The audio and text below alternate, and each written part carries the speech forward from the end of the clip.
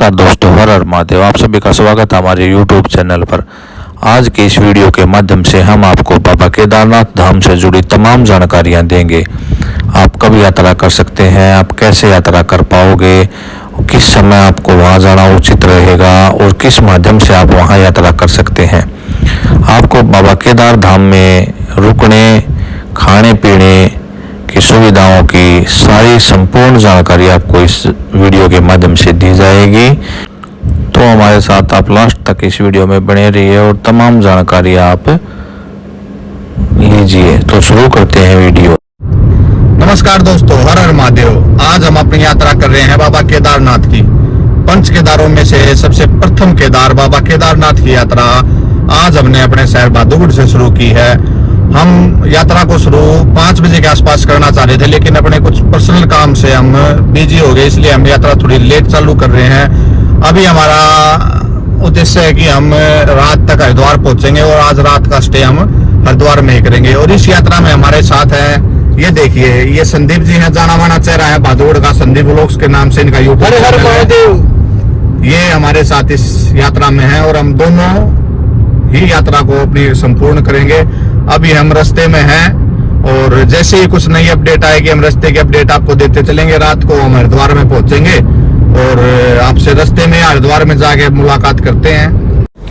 जैसा कि आप सभी को पता है, हम अपनी गाड़ी से ही यात्रा कर रहे हैं और अगर आप भी अपने व्हीकल से यात्रा कर रहे हैं तो आपको रात को खाने की कोई समस्या नहीं आने वाली है, क्योंकि दिल्ली से चलकर लगभग हरिद्वार तक बहुत सारे जो है ढाबे या होटल्स आपको मिल जाएंगे जिसपे बहुत ही अच्छी क्वालिटी का भोजन मिलता है।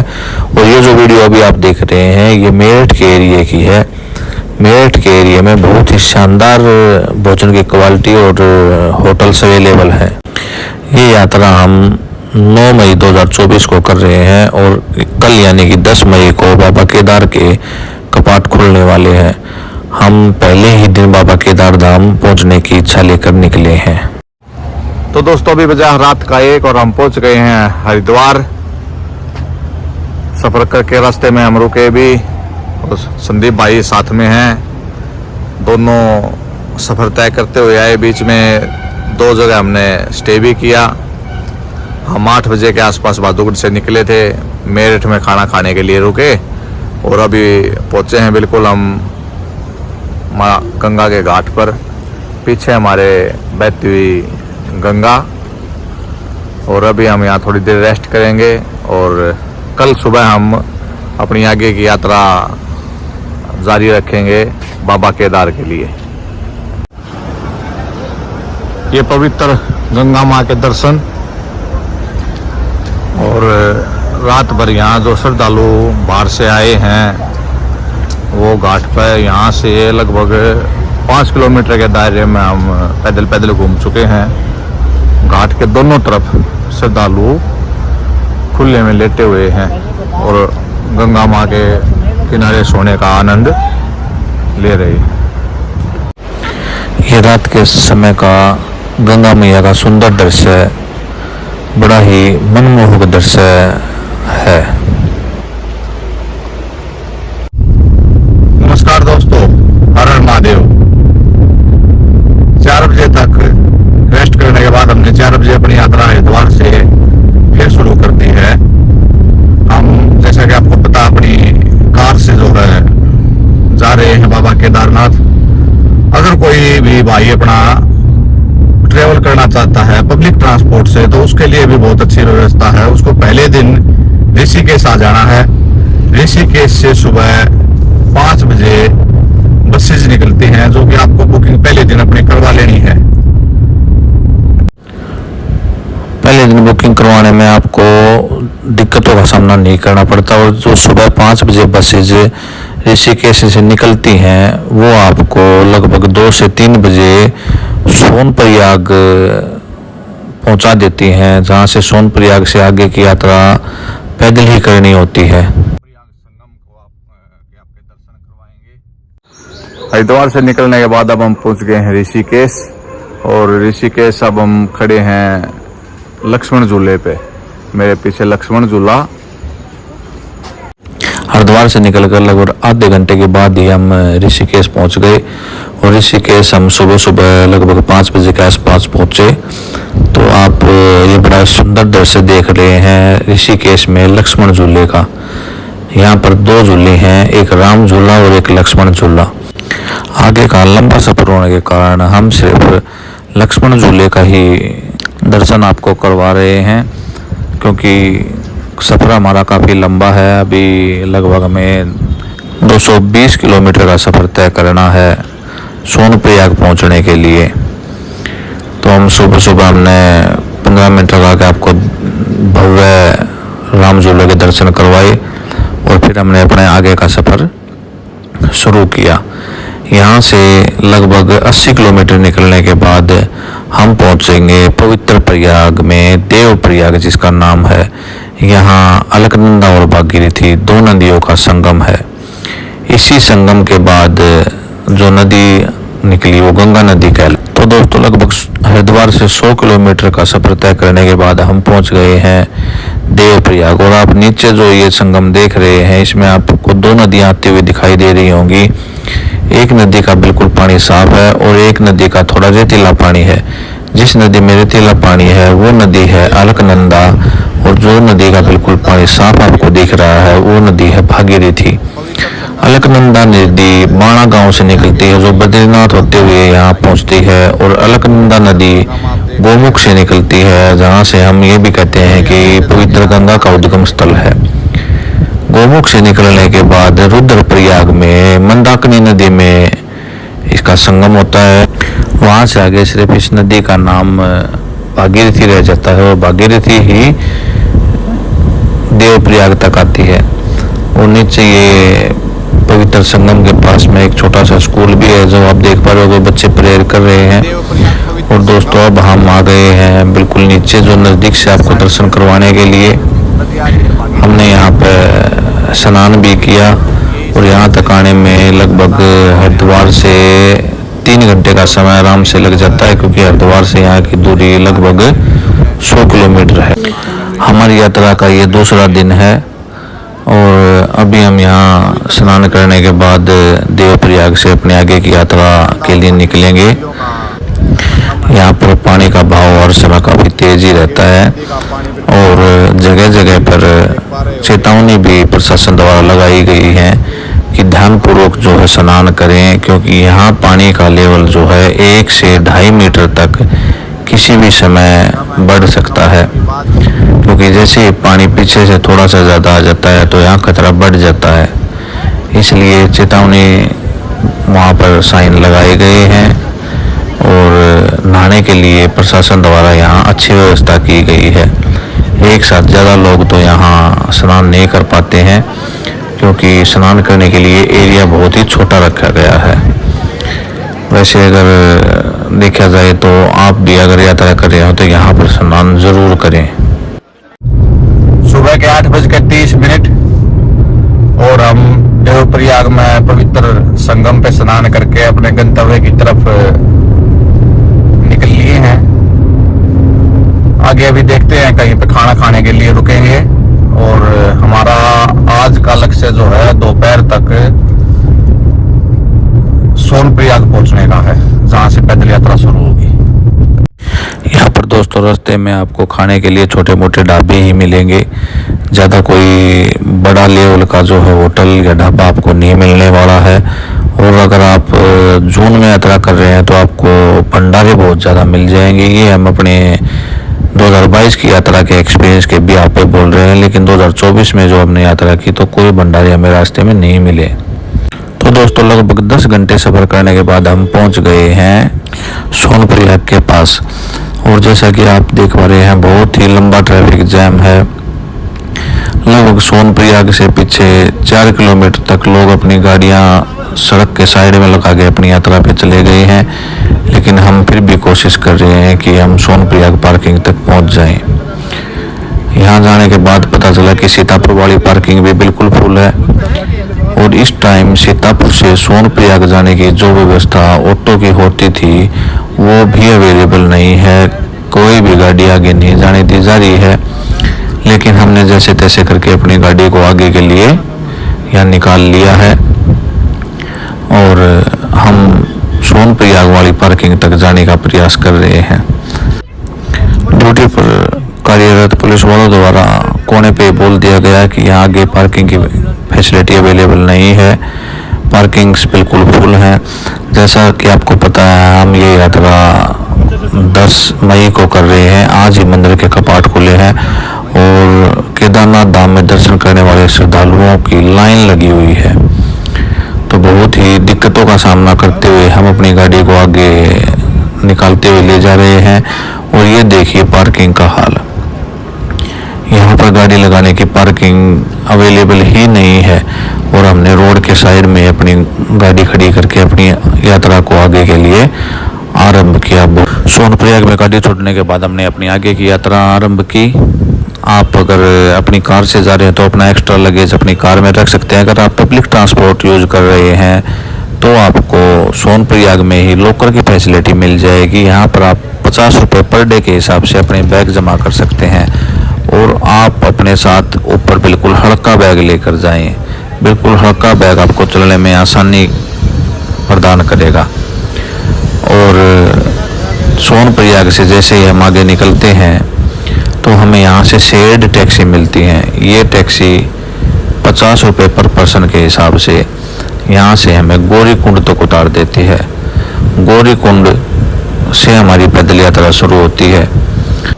ये जो आप सामने टैक्सी देख रहे हैं, यहाँ से 5 किलोमीटर का सफर इन्हीं टैक्सी के माध्यम से करना होता है। अगर आप यहाँ से ही अपनी पैदल यात्रा शुरू करना चाहते हैं तो यहाँ से भी आप अपनी पैदल यात्रा शुरू कर सकते हैं। सोनप्रयाग की भारी भीड़, ट्रैफिक जाम। हम 2 बजे से पहले जो है सोनप्रयाग पहुंच गए थे। पार्किंग में गाड़ी लगाते लगाते हमें वहाँ लगभग 3:30 हो गया। हमें 1.5 से पौने 2 घंटे लगे। बहुत रश है। और वहाँ से जो हम ये शेयरिंग कैब से जो आए हैं गौरीकुंड तक, यहाँ पर भी काफ़ी रश है। गाड़ी ने लगभग हमें 1 किलोमीटर के आसपास पीछे उतार दिया है। 1 किलोमीटर लंबा यहाँ भी जाम लगा हुआ है। जैसे ही यात्रा शुरू हुई हमारी तो बरसात ने हमारा स्वागत किया। मौसम ज़्यादा खराब होने के कारण और मार्केट की जो यहाँ तो कमेटी है उसकी होटल एजेंटों के स्ट्राइक के कारण रास्ते में कोई सुविधा न होने के कारण हमने वापस आने का फैसला लिया और हम भीगते हुए वापस गौरीकुंड की तरफ, मैं और संदीप भाई। यात्रा हमने शुरू की थी कि बरसात आई और जो यात्री दर्शन करके वापस आ रहे थे उन्होंने बताया कि ऊपर अभी कोई भी फैसिलिटी अवेलेबल नहीं है, इसलिए हम रात भर गौरीकुंड में ही रुकेंगे। रात को लगभग हम 1 बजे के आसपास हरिद्वार पहुंचे थे। वहां से सुबह 4 बजे वापस निकले थे, लगभग 3 घंटे की नींद लेने के बाद। और उसके बाद देवप्रयाग रुके। आपने पूरा जो हमारा टूर था वो हमारी इस वीडियो में देखा ही है।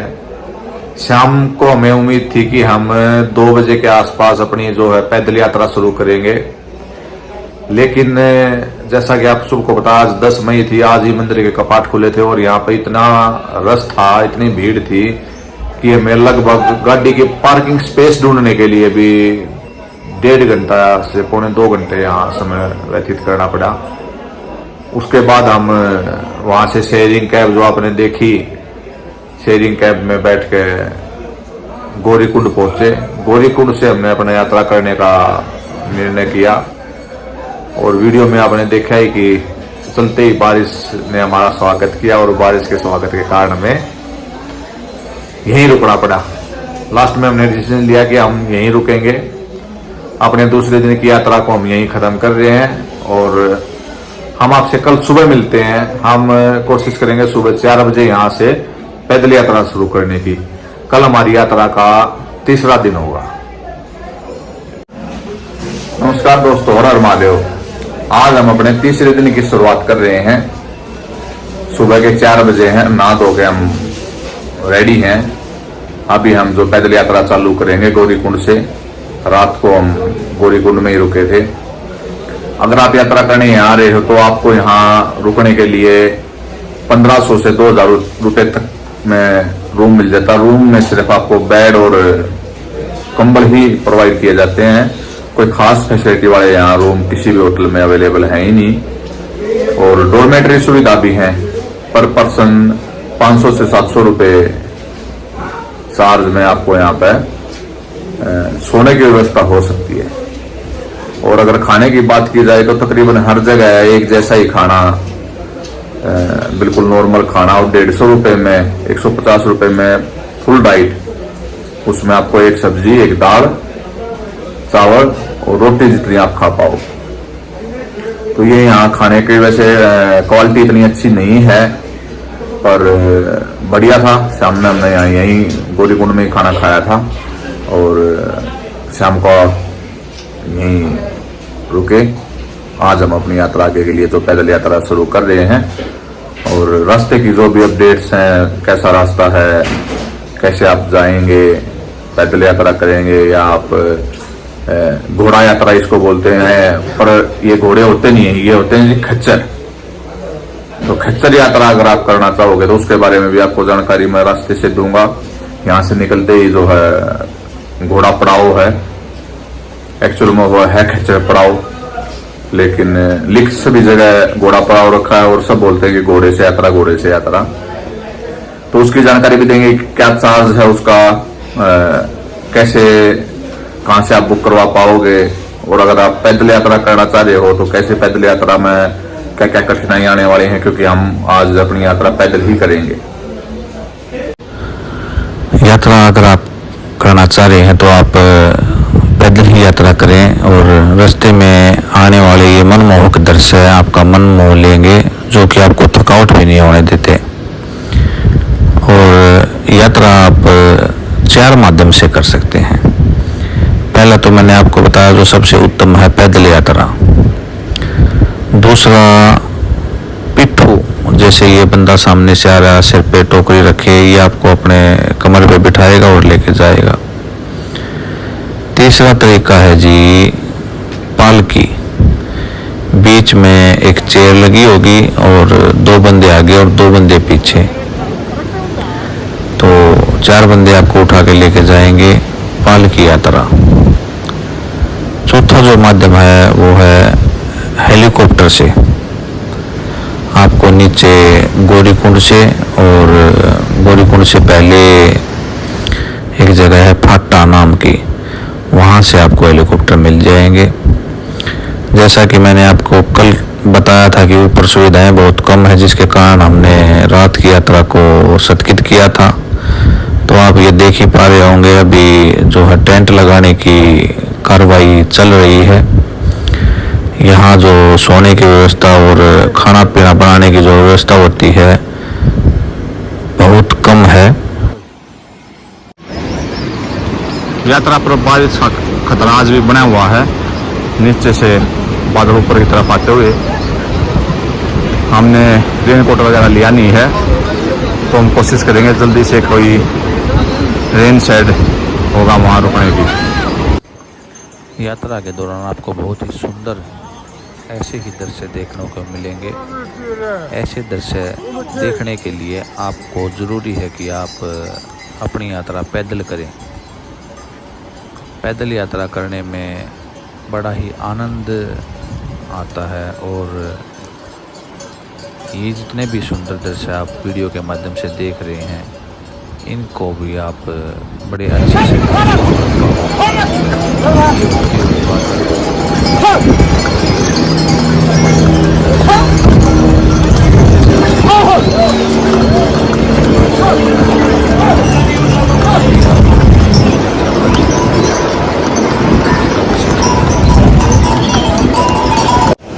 तो जैसा कि हमने आपको दिखाया, मौसम बड़ा खराब हो गया है दोबारा से। सुबह एक बार हल्की धूप के दर्शन हुए थे, हम सोच रहे थे कि मौसम अच्छा रहेगा, लेकिन एकदम से जो बादल आए, जो मैंने आपको बादल आते हुए दिखाए, तो मौसम ने दोबारा एक बार चिंताएं बढ़ा दी हैं यात्रा में क्या होगा। लेकिन हम प्रभु भोले का नाम लेके आगे बढ़ते ही जा रहे हैं। हमने लगभग अपना आधा रास्ता तय कर लिया है। हमारी औसतन एवरेज जो आ रही है आधा घंटा पर किलोमीटर, 30 मिनट में हम 1 किलोमीटर अपना बिल्कुल स्लो चल रहे हैं। संदीप भाई अपने साथ में हैं। ये यात्रा का सुंदर दृश्य आप देख पा रहे हैं। अलग अलग रंग के जो टीन शेड्स आप देख रहे हैं, इनमें कहीं पर रुकने की व्यवस्था है या कहीं पे कुछ खाने पीने की व्यवस्था है।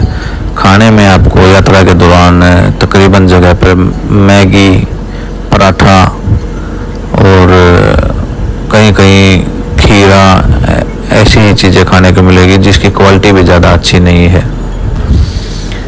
और ये एक थोड़ा सा रास्ता जिसके दोनों तरफ से बर्फ और नीचे कीचड़, तो इस रास्तों पे भी आपको बड़ा संभल के चलना होता है क्योंकि फिसलन भरे रास्ते हैं। अभी हल्की बरसात अभी हुई थी, कल भी यहाँ बरसात हुई है, लेकिन ये जो नज़ारा है, ये नज़ारा इतना अच्छा है कि आपको महसूस ही नहीं होगा कि आप लगभग 15-16 किलोमीटर पैदल चल पड़े हैं और थकावट आपका शरीर बिल्कुल महसूस नहीं करेगा।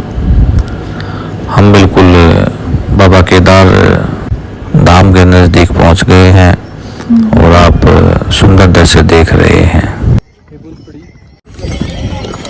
जैसे जैसे हम केदार धाम के नज़दीक पहुंच रहे हैं वैसे वैसे हवाओं की रफ्तार भी बढ़ती जा रही है। बहुत ही ठंडी और बहुत ही सुंदर हवा यहाँ चल रही है। सभी ने गर्म कपड़े डाले हुए हैं। आप अगर केदारनाथ यात्रा आने के बारे में सोच रहे हैं तो गर्म कपड़े अवश्य लेके आएं। इनर, स्वेट शर्ट, हर तरीके के गर्म कपड़े। अगर आप खच्चर पे यात्रा कर रहे हो तो बेस कैंप से पहले ये इनका पड़ाव है। आप यहाँ तक खच्चरों पे आ पाओगे लेकिन कि जैसा मैंने अपने वीडियो में बताया, न करें, खच्चर पर यात्रा न करें। आपको यात्रा करनी है तो अपने पैरों से करें।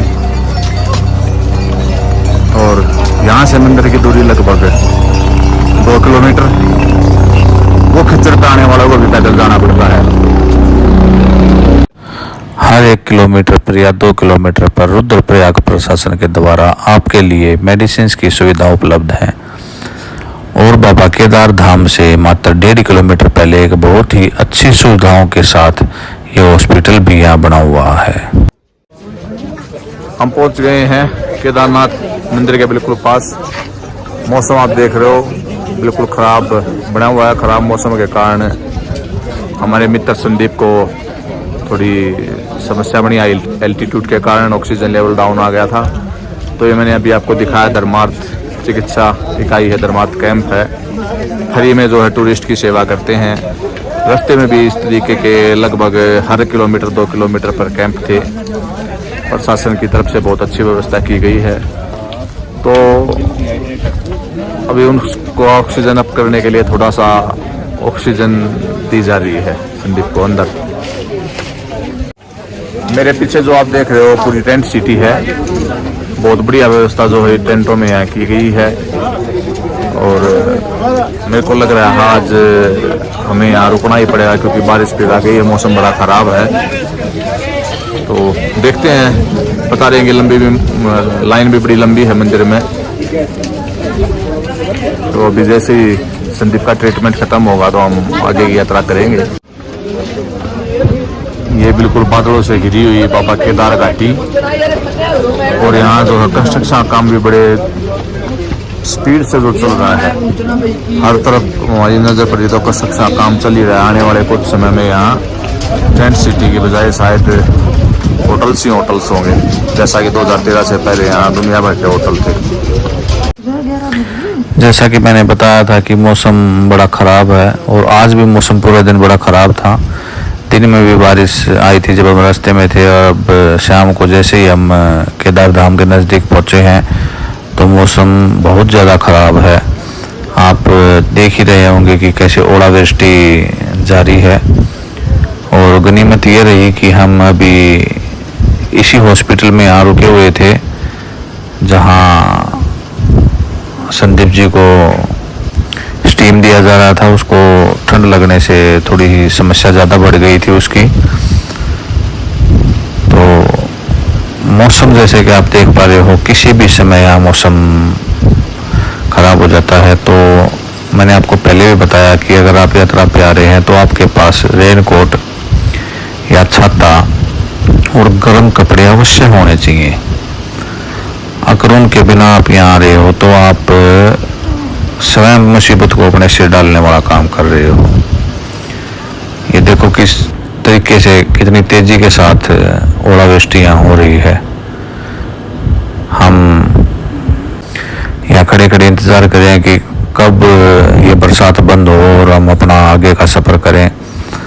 हम सिर्फ मंदिर से 1.5 किलोमीटर की दूरी पर खड़े हैं और हम चाह रहे हैं कि हम शाम को आज दर्शन करें, लेकिन बरसात जो हो रुकने का नाम ही नहीं ले रही है।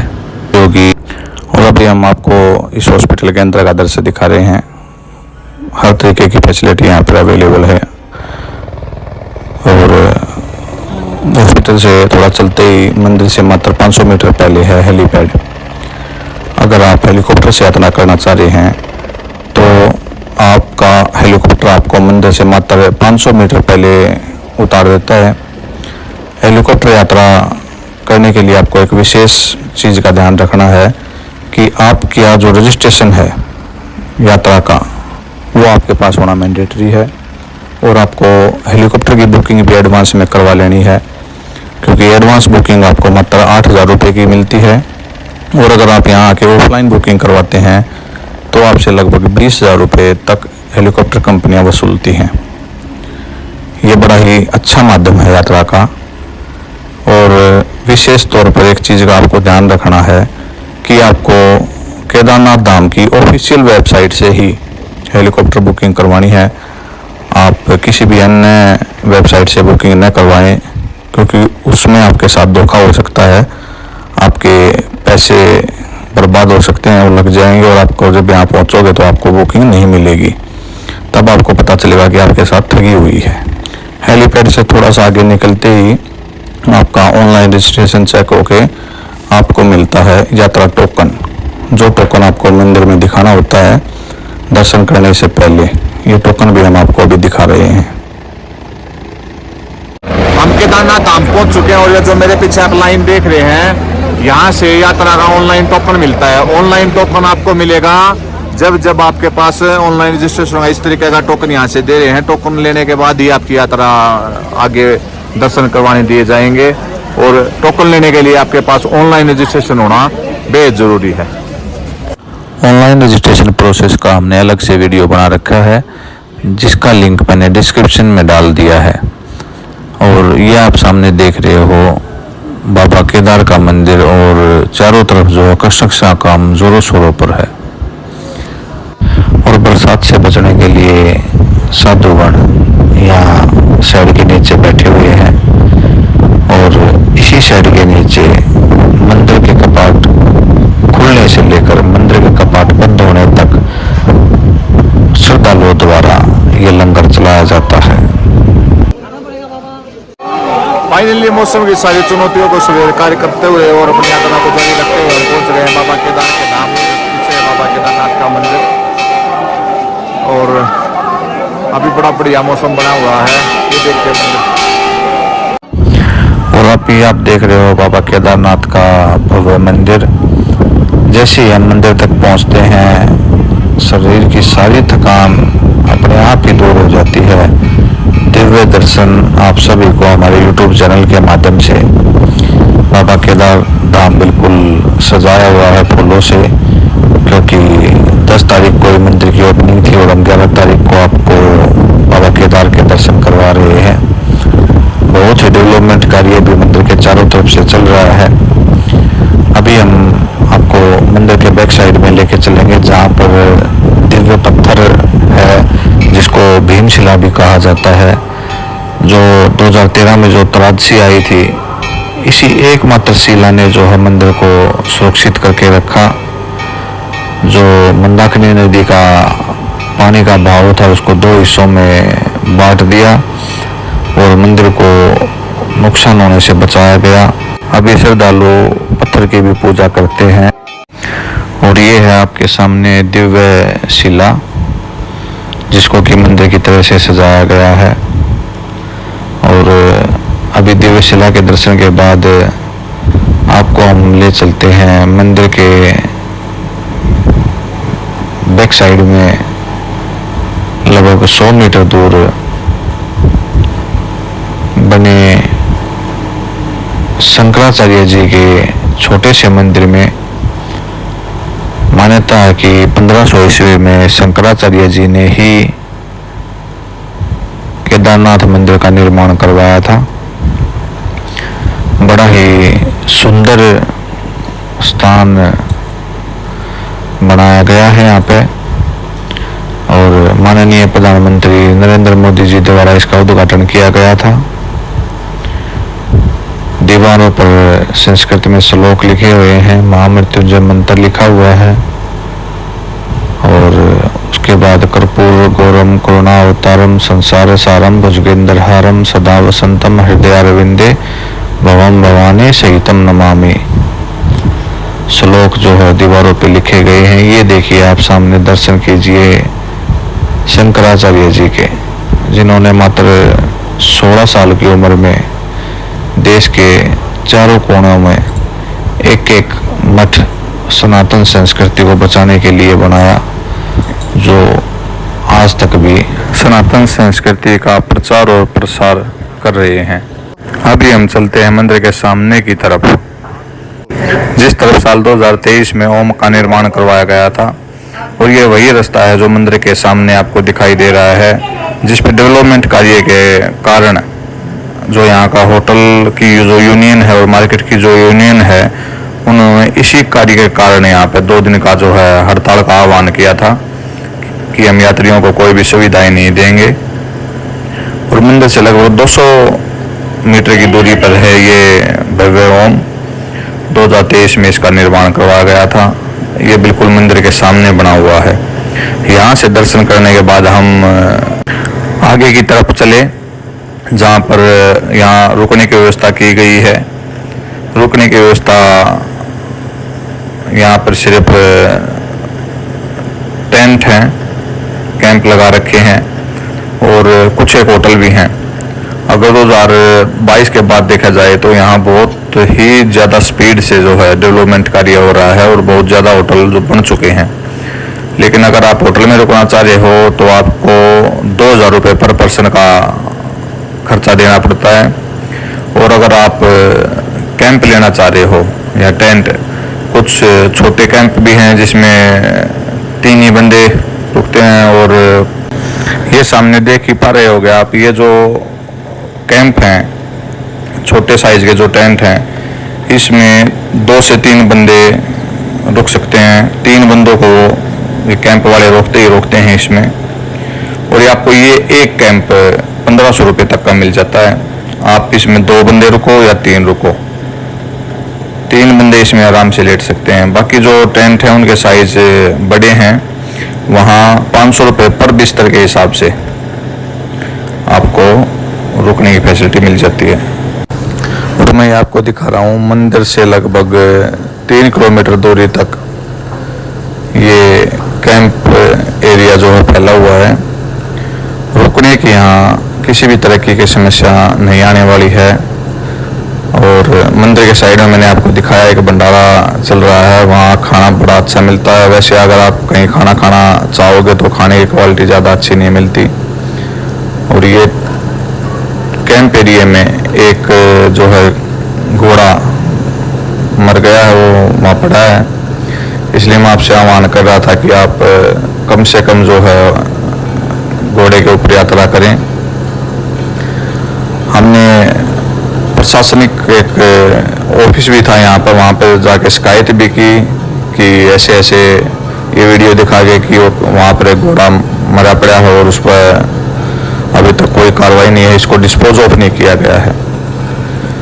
तो वहाँ का जो प्रशासन अधिकारी था उसने बड़ी ही एक जानकारी दी हमें। उसने बताया कि जितने भी ये खच्चर वाले हैं ये 70 से 80 हज़ार रुपये का एक खच्चर खरीदते हैं। लगभग 2 महीने का सबसे ज़्यादा रस रहता है मई और जून में, और इस 2 महीने के टर्नओवर में ये इस खच्चर से लगभग 2 लाख रुपए तक की आमदनी करते हैं। और ऐसा यहाँ कोई खच्चर नहीं है जिसका इंश्योरेंस ना हो, और यात्रा खत्म होने से पहले इनका मानना ये होता है कि ये खच्चर यहाँ मर जाए, इसका इंश्योरेंस क्लेम हमें मिल जाए। ये जीते जी भी इनसे सिर्फ पैसा कमाने की सोचते हैं और मरने के बाद भी पैसा कमाने की सोचते हैं। तो अगर कहीं पे भी इस खच्चर का देहांत हो जाता है तो कम से कम 3 से 4 दिन में इंश्योरेंस कंपनीज के एजेंट आते हैं, वो जब अपना कार्रवाई पूरी कर लेते हैं उसके बाद खच्चर की जो है बॉडी डिस्पोज ऑफ की जाती है।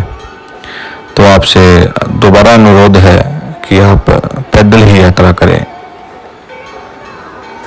खच्चर पर यात्रा न करें। और ये जो अभी आप दर्शन कर रहे हैं ये मंदिर की संध्याकालीन आरती का मनोरम दृश्य है। शाम की मंदिर की आरती का समय 7 बजे है। आप अगर शाम को जल्दी पहुंच जाते हैं तो आप 7 बजे आरती में हिस्सा ले सकते हैं।